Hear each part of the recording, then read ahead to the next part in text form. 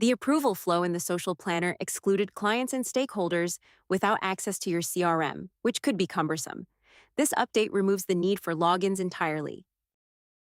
Using secure magic links to review, approve, or request changes outside the platform.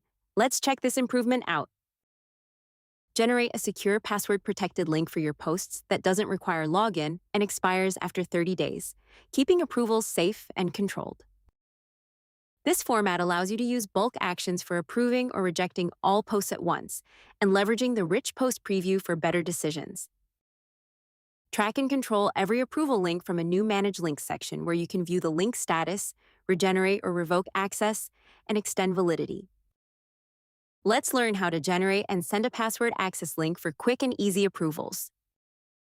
Navigate to the Approval tab under the Content section of your social planner and select the approver from the dropdown.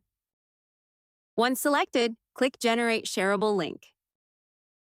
Select how to set a password, then click Generate Link. Copy the invite or share the invite via email.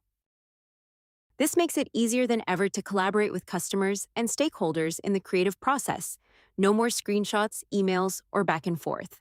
Just faster, cleaner collaboration. We hope you enjoy it.